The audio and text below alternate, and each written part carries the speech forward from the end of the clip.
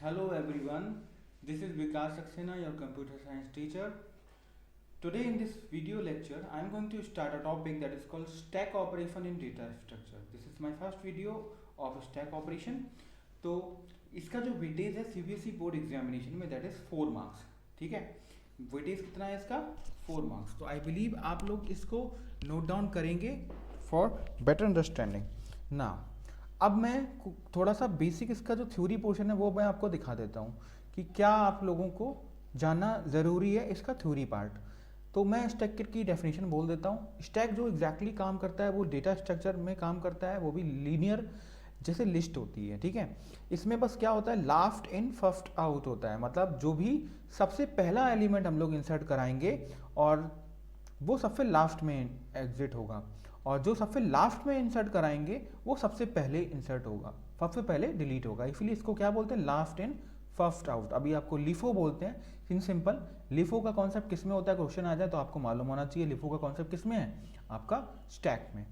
अब बात करते हैं टॉप एलिमेंट का. मतलब होता है जो सबसे टॉप पे एलिमेंट होता है. आपने लेडर्स देखी होंगी, सीढ़ियाँ देखी होंगी, तो सीढ़ियों का जो स्ट्रक्चर है वो उस तरीके से होता है, राइट, 1 बाई 1, एक के ऊपर एक. ऐसे ही स्टैक का भी स्ट्रक्चर होता है. ठीक है, वर्टिकली होता है स्टैक का स्ट्रक्चर. आप लोगों को ध्यान देने की जरूरत है यहाँ पे. अब बात करते हैं कि ऑपरेशंस कौन कौन से स्टैक में परफॉर्म होते हैं. थ्योरी पार्ट में ये पूछे जा सकते हैं कि पुश क्या होता है, पॉप क्या होता है. पुश का मतलब होता है अपेंड, मतलब किसी भी एलिमेंट को इंसर्ट कराना. ऐसे ही आपको जो पॉप होता है वो क्या होता है आपका, पॉप क्या होता है आपका, पॉप रिमूव करने के लिए होता है. पुश और पॉप का मतलब एग्जैक्टली इंसर्ट करना और रिमूव करना होता है. पीक और पीप जिसे हम लोग बोलते हैं वो टॉप एलिमेंट को देखने के लिए हेल्प करता है हमारी. इज एम्प्टी, अगर स्टैक मेरा ब्लैंक हो गया तो उसको रिप्रेजेंट करने के लिए होता है. ये मेरा इनिशियल पे भी काम करता है. ब्लैक आप देख सकते हो यहाँ पे, मैं आपको हाईलाइट करके दिखा देता हूँ. ठीक है, ये आप लोगों ने देखा, ये ब्लैंक मेरा लिस्ट बनाया, इसी को स्टैक भी कंसीडर करते हैं. डिस्प्ले का मतलब होता है, सीधी बात है, जैसे आपने फॉर के लूप की मदद से किसी स्ट्रिंग को डिस्प्ले कभी कराया होगा, ऐसे ही स्टैक को भी डिस्प्ले फॉर लूप की मदद से कराते हैं. कुछ कंडीशंस ध्यान देने वाली, एक है ओवरफ्लो, दूसरा है आपका अंडरफ्लो. ओवरफ्लो का मतलब क्या होता है, जब यूजर कोई ऑपरेशन परफॉर्म करे पुश जैसा. पुश का मतलब क्या होता है, एलिमेंट को इंसर्ट कराना, लेकिन स्टैक के पास ऑलरेडी लिमिटेड नंबर ऑफ जो आइटम्स थे वो फुल हो गए हैं, मतलब अब वो नया नहीं ले सकता, वो फुल है, ओवरफुल है, दैट इज वाई ओवरफ्लो है. ऐसे अंडरफ्लो क्या होगा, ऑपोजिट होगा. मतलब स्टैक इज क्या, एम्प्टी. और एम्प्टी कब मालूम पड़ेगा, जब हम उससे और चीज़ें रिमूव करने वाले हैं. ऑब्वियसली भाई, आपके पास एक बकेट में 100 सिक्के हैं, तो 100 सिक्के निकालने के बाद वो बकेट क्या हो जाएगी, एम्प्टी हो जाएगी. ऐसे ही अंडरफ्लो भी काम करता है. तो ये तो रहा थ्योरी पार्ट. अब बात करते हैं कि हम लोगों की कोडिंग किस तरीके से शुरू होने वाली है. तो कोडिंग के लिए मैं जो पाइथन ओपन करने वाला हूँ वो है मेरा पाइथन का software, that is Python IDLE. ठीक है, आईडीएलई के अलावा एक और सॉफ्टवेयर मैं यूज़ कर रहा हूँ, आगे की जो वीडियोस आएंगी शायद उसमें जुपिटर नोटबुक मैंने यूज़ किया हुआ है. तो ध्यान से आप लोग अगर चाहें तो जुपिटर नोटबुक एक सॉफ्टवेयर है, उसको आप इंस्टॉल कर सकते हैं. ठीक है, तब तक ये सॉफ्टवेयर ओपन मैं कर देता हूँ, दैट इज पाइथन आईडीएलई.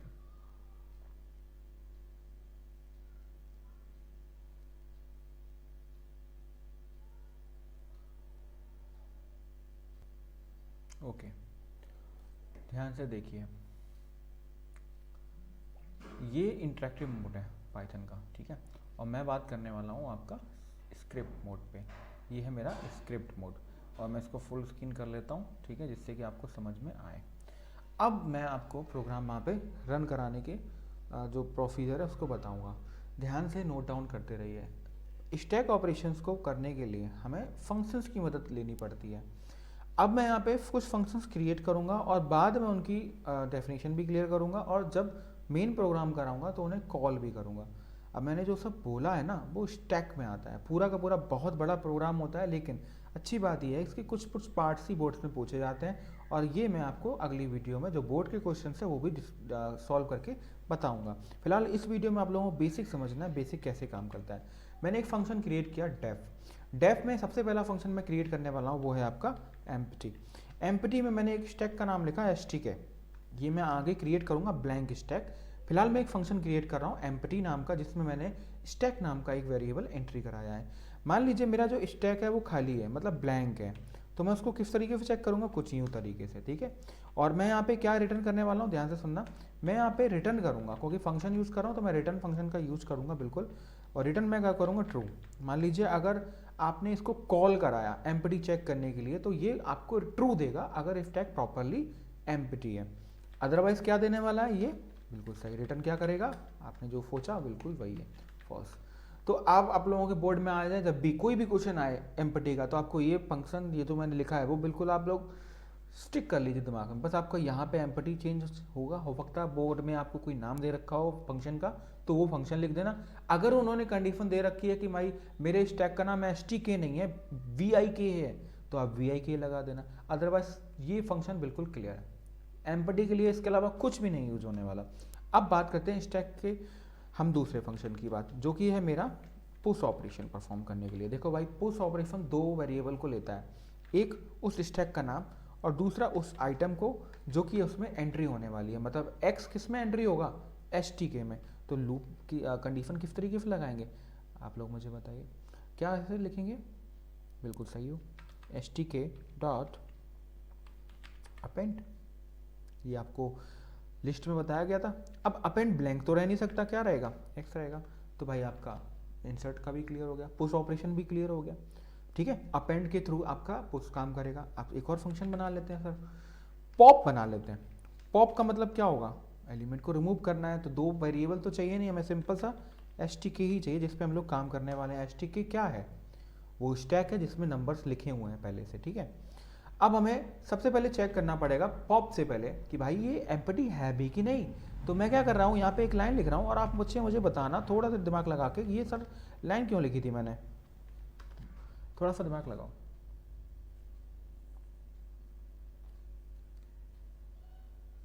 एक मिनट ना, ब्लैंक में, हाँ अभी ध्यान से देखो, कहीं दिखाई पड़ा ये लाइन, आप लोग कहेंगे सर दिखाया, बिल्कुल स्टार्टिंग में ही है, देखो ध्यान से, एम्प्टी स्टैक है ना। तो मैंने यहाँ पे फंक्शन के अंदर किसी और फंक्शन को कॉल किया और उसका काम ही यही है कि भाई अगर मेरा एलिमेंट रिमूव करने वाले हो तो पहले चेक तो कर लो कि भाई एलिमेंट में डेटा है भी कि नहीं है। तो रिटर्न मेरा यहाँ पे क्या करने वाला है भाई, अगर मान लीजिए ब्लैंक होगा तो मैसेज क्या आना चाहिए, अंडरफ्लो आना चाहिए, कोई दिक्कत नहीं। अगर ये मैसेज नहीं आ रहा, मतलब स्टैक एम्प्टी नहीं है, तो अब आप क्या करो, रिमूव कर दो। और रिमूव करने का जो तरीका है वो कुछ इस तरीके से है, आप लोगों को X लगाना है और उस स्टैक का नाम लिखना है और पॉप लिख दो। रीज़न क्या है X लिखने का, देखिए आपको रिमूव तो करना है लेकिन प्रिंट भी कराना है कि भैया रिमूव क्या करा। इस वजह से मैंने यहाँ पे x इक्वल टू लिखा है ताकि हम प्रिंट x कर पाएँ, ठीक है। अदरवाइज यहाँ पे पॉप ब्लैंक रखेंगे क्योंकि हमें लास्ट वाला एलिमेंट ऑटोमेटिकली ये क्या करके दे देगा, एग्जैक्टली रिमूव करके दे देगा। और रिटर्न क्या करेंगे, x। जब भी हम इसको कॉल करेंगे इस फंक्शन को प्रिंट कराने के लिए, तो जो भी ये रिटर्न कर रहा है, मतलब x की जो भी वैल्यू होगी वो आगे फर्दर यूज होगी। एक मिनट रुको, रिटर्न की स्पेलिंग शायद गलत हो गई है यहाँ पे, अभी ठीक है। दो फंक्शंस, तीन फंक्शंस क्लियर हो गए। अभी एक फंक्शन और बचा है ताकि हम लोग प्रोग्राम क्लियर कर पाएंगे आगे, शो का। और शो का मतलब क्या होता है, ट्रेवर्सर या फिर डिस्प्ले, ठीक है। जो भी स्टैक में डेटा है उसको डिस्प्ले कराने का।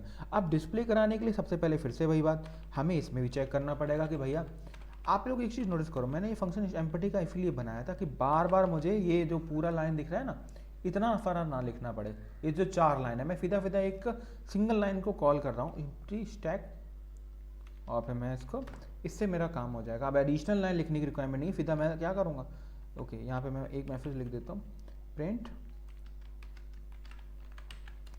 स्टैक इज एम्प्टी, कैपिटल में लिख देता हूँ, ठीक है।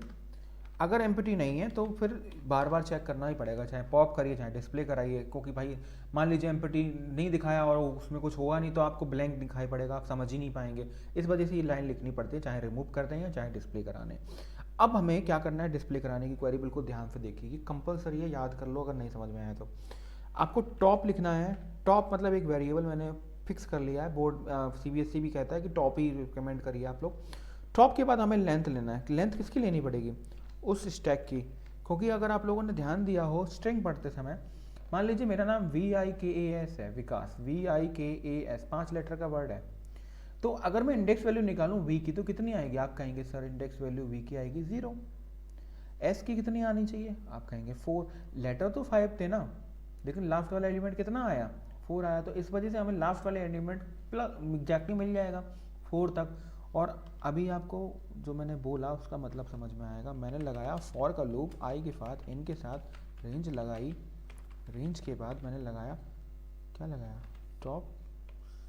Top minus 1 comma minus 1 comma minus 1, क्योंकि हमें टॉप टू बॉटम जाना है। तो ये अप्रोच रिवर्स ऑर्डर में काम करती है। इस वजह से मैंने ये लूप लगाया, प्रिंट कराया, और प्रिंट में मैंने क्या किया, स्टैक के अंदर ही आई प्रिंट करा दिया। तो ये सारे फंक्शंस मेरे क्लियर हो गए, बन गए। अब हमें कोई दिक्कत नहीं है, सारे फंक्शंस बन गए। अब इसे कॉल करना है। बोर्ड में जब भी क्वेश्चन आएगा तो इन्हीं से पूछा जाएगा, बस आपको फंक्शन बना के वहाँ पर दिखाना है और आपका काम हो जाएगा। अभी आगे देखेंगे वीडियोस में। फिलहाल ये बेसिक कॉन्सेप्ट है, समझने की कोशिश करिए। अब हमारा प्रोग्राम ओरिजिनल शुरू हो रहा है, मेन फंक्शन, जो मेन प्रोग्राम मैं यहाँ पे लिख देता हूँ। मेन प्रोग्राम जो है इसी में लिखना पड़ेगा, लाइन थोड़ा सा, ठीक है। अब मैं यहाँ पे शुरू करता हूँ। सबसे पहले मैं क्या करूँगा, स्टैक को क्रिएट करूँगा, ब्लैंक स्टैक। उसके बाद मैं वेरिएबल जो मैंने टॉप यूज़ किया था उसकी मैं वैल्यू रख देता हूँ, क्योंकि मैं आगे यूज़ कर रहा हूँ तो मैं अभी से इसको नन कर देता हूँ। उसके बाद मैंने एक ए इक्वल टू क्या लिख दिया, वाई। फिर मैंने लगाया वाइल का लूप। वाइल में मैंने ए कंडीशन चेक करी, वाई चेक किया। यहाँ पे वाइल का काम क्या है कि जब तक आप सेल्फ टर्मिनेट नहीं करोगे तब तक ये आपका लूप चलता रहेगा। तो इसलिए मैं आपको वाइल का लूप बता रहा हूँ। यहाँ पे एक मैसेज लिख दीजिए। आप लोगों को लगता है कि आप चाहते हैं कि 1 जब आप प्रेस करें तो क्या ऑपरेशन परफॉर्म हो, पुश, ठीक है। आप कहते हैं कि 2 जब हो तो परफॉर्म कौन सा ऑपरेशन हो, आप कहेंगे तो पॉप के लिए 2 हो जाए। आप चाहते हैं 3 जब हम लोग टाइप करें तो वो आपका क्या करके दे दे, डिस्प्ले करा के दे दे, मतलब शो करा के दे दे डेटा। और आपको बंद करना है प्रोग्राम को तो आप लोग 4 दबाइए, एग्जिट कराइए। तो ये मैसेज आपका प्रिंट स्टार्टिंग में ही आ जाए, जिससे कि आपको दिक्कत ना हो चॉइस करने में। अभी आपको क्लियर होगा प्रोग्राम क्या कहना चाह रहा है। अब हम लोग एक वेरिएबल बनाएंगे जिसका नाम रखा मैंने चॉइस। चॉइस में मैंने लिखा int input enter a choice, ठीक है, एंटर अ चॉइस। अब मुझे हर एक चॉइस पे काम करना है। कौन सा, कैसे काम करेगा, इफ चॉइस, चॉइस लिखा, चॉइस को मैंने चेक किया, मान लीजिए 1 है तो 1 किसके लिए है, yes it is for push. तो भाई पुश ऑपरेशन परफॉर्म करना है, तो पुश ऑपरेशन परफॉर्म करने के लिए हम लोग पहले तो आपको मैंने स्टार्टिंग में ही बता दिया है कि कहाँ गया, ये दोनों वेरिएबल हैं। तो पहले आप उस एलिमेंट कर लो, ये बना लो, x इक्वल टू आपने लिखा, मान लीजिए ये एलिमेंट आपका जाएगा stk में, तो इनपुट लिखा और मैंने यहाँ पे लिख दिया एंटर। आप लोगों को जब प्रोग्राम रन कराऊंगा ना तब और क्लियर हो जाएगा कि ये मैंने जो करा है वो एग्जैक्टली है क्या, ठीक है। अब मुझे बस फंक्शन को कॉल करना है, दैट इज पुश। उसके बाद मैंने स्टैक की लिखना है और उसके बाद x, ये मेरा काम हो गया, ठीक है। अब मैं बात करता हूँ कि भाई अगर मान लीजिए उसने एलिफ किया और उसने बोला कि नहीं, मैंने क्या करा, चॉइस मैंने डाल दी कुछ और, जैसे कि मैंने 2 डाल दिया, तो मेरा x के बाद मैं यहाँ पे ऑब्वियसली मैं क्या करने वाला हूँ, 2 किसके लिए है, पॉप के लिए है। तो पॉप में भी हम लोग क्या करेंगे, एक बार फिर से वही चेक कर लेंगे कि भाई ऐसा तो नहीं है कि वो मेरा ब्लैंक है या नहीं है। तो मैं क्या करने वाला हूँ, x इक्वल टू डाला और सीधा फंक्शन को कॉल कर दिया पॉप और stk। अब मैं चेक कर लूँगा इफ़ को, x को चेक कर लूँगा क्या मेरा ये अंडरफ्लो है तो नहीं। अंडरफ्लो का मतलब मैंने ऊपर बता रखा है कि अगर एम्प्टी है तो वो अंडरफ्लो लिख के आएगा, अंडरफ्लो रिटर्न आ रहा है तो मतलब ये ब्लैंक लिख के आएगा। यहाँ प्रिंट करा दीजिए एक message, stack is empty else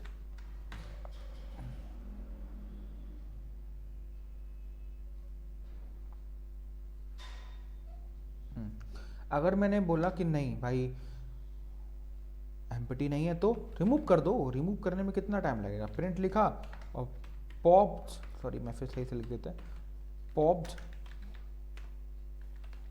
element is coma और x लिखा। तो यहाँ से मेरा जब मैं कॉल करूँगा तो पॉप्ड एलिमेंट आ जाएगा।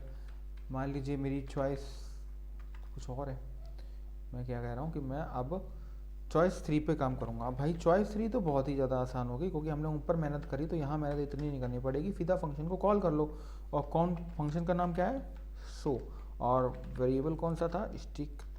बस ख़त्म, ख़त्म, कुछ नहीं करना आपको। और उसके बाद आप लोग एक और एलिफ लगा दो और चॉइस लगा दो। चॉइस में आपने लिखा 4। 4 किसके लिए होगा, आपको फिर एग्जिट करना है, एग्जिट करना है ना, तो ब्रेक लगा दो, प्रोग्राम वहीं ऐड हो जाएगा। ब्रेक लगाया, और भाई आप कुछ महानुभाव होंगे ना, एक मिनट, कुछ महानुभाव होंगे जो 1 2 3 4 चॉइस ही नहीं डालेंगे, उनके लिए भी कुछ लिख के दे दो।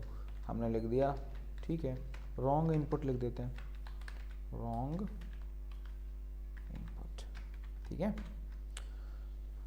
प्रोग्राम को रन कराने की कोशिश करेंगे पहले तो, और फिर मैं इसको सेव कर लेता हूँ। मैंने इसका नाम लिख दिया STKK स्टैक, और मैंने इसको सेव कर दिया, डॉक्यूमेंट्स में ही कर देते हैं, ठीक है। जब मैं इसको रन करा रहा हूँ तो यहाँ पे मेरा रन हो गया है, प्रॉपरली रन हो गया है। पूछ रहा है कि चॉइस डालिए, तो मैं क्या कर रहा हूँ, 1 क्या होगा, इंसर्ट कराएगा। मैंने एलिमेंट डाला 12, फिर पूछ रहा है कि भाई रन कराओ, तो भाई सीधी बात है, फिर हमें काम करना पड़ेगा, रन, फिर एक और इंसर्ट करा देते हैं 1, फिर मैंने लिखा 14, फिर एक बार और इंसर्ट करा देते हैं 1 चॉइस करने के बाद, 14 के बाद 16, फिर मैंने एक और बार पोस्ट किया और मैंने 18, तो मैंने 4 बार पोस्ट एलिमेंट का यूज किया, 1 1 1 1, और हर बार एलिमेंट कौन सा डाला, 12 12 14 16 एंड 18।